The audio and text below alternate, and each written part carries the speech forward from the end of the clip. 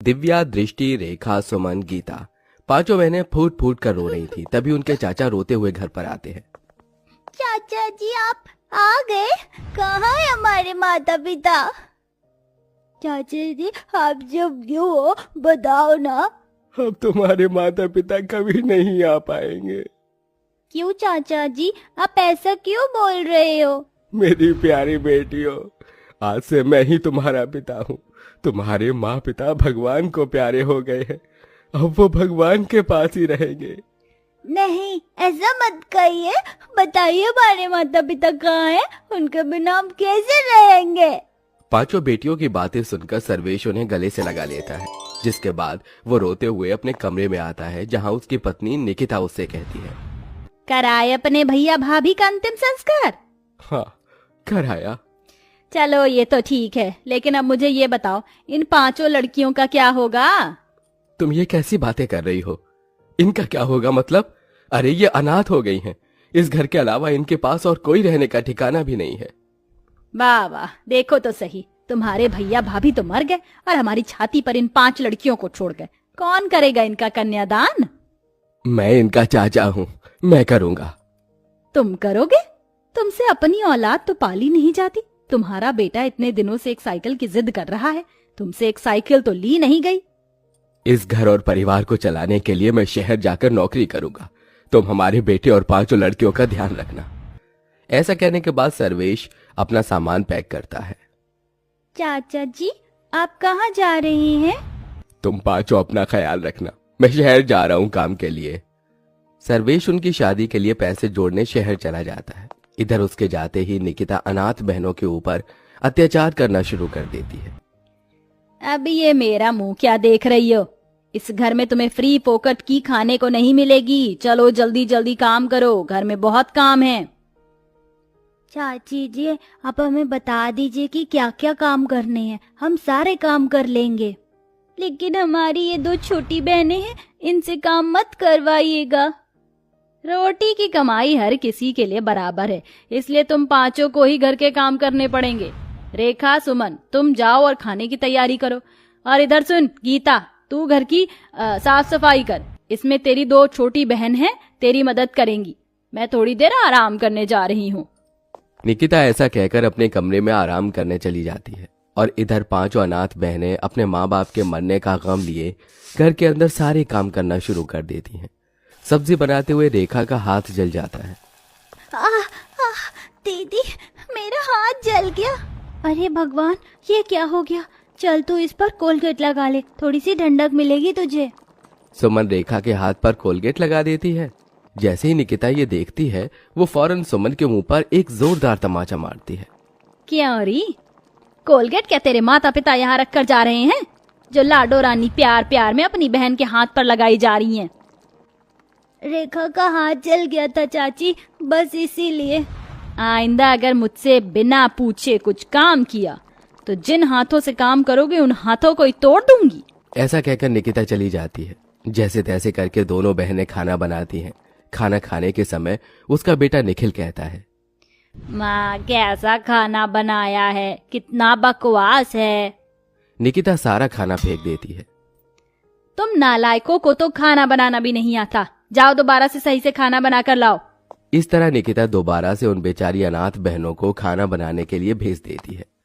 दोबारा खाना थोड़ा सही बनता है, इसलिए दोनों माँ बेटे खाना खा जाते हैं और उन पांचों के लिए कुछ नहीं बचाते।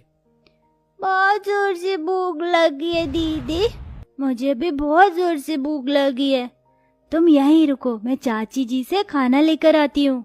सुमन अपनी बहनों से ऐसा कहकर अपनी चाची से खाना मांगने जाती है, लेकिन उसकी चाची अपने बेटे के साथ अपने कमरे में सो रही होती है। चाची तो सो रही हैं, एक काम करती हूँ, खुद ही अपनी बहनों के लिए खाना ले जाती हूँ। सुमन ऐसा सोचकर रसोई में जाती है और खाना ढूंढने लगती है, लेकिन खाना तो खत्म हो चुका था। हे भगवान, आज तो हमारे लिए खाना भी नहीं छोड़ा चाची जी ने। सुमन मायूस होकर वापस अपनी बहनों के पास आ जाती है। कुछ नहीं था रसोई में, बस ये सूखी रोटियां थी, यही खाकर गुजारा कर लेते हैं, कल सुबह नाश्ता करेंगे। पांचों बहनें वहीं सूखी रोटी खाकर सो जाती हैं। अगले दिन जब सवेरा होता है तो निकिता घर के सारे काम उन्हीं से करवाने के साथ साथ बाहर के काम भी उन्हीं से करवाती है। इसी तरह अत्याचार करते हुए कुछ दिन बीत जाते हैं और होली आने वाली होती है। होली आने वाली है और मेरे बड़े भाई उनकी पत्नी घर पर आएंगी। तुम पांचों की पांचों कान खोल कर सुन लो। घर में अच्छे से साफ सफाई करना, जरा भी गंदगी नहीं रहनी चाहिए। सुमन, रेखा, गीता, तुम तीनों बाजार जाकर सामान लेकर आओगी।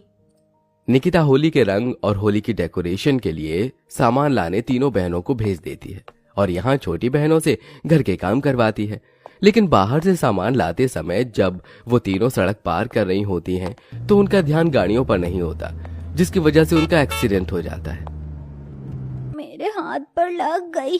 चलो चलो, ज्यादा नहीं, थोड़ी सी खरोच चाहिए, घर चलते हैं। तीनों बहनें चोट लगने के बाद भी घर आ जाती हैं, जहां उनका टूटा फूटा गंदा सामान देखकर निकिता बहुत गुस्से में आ जाती है।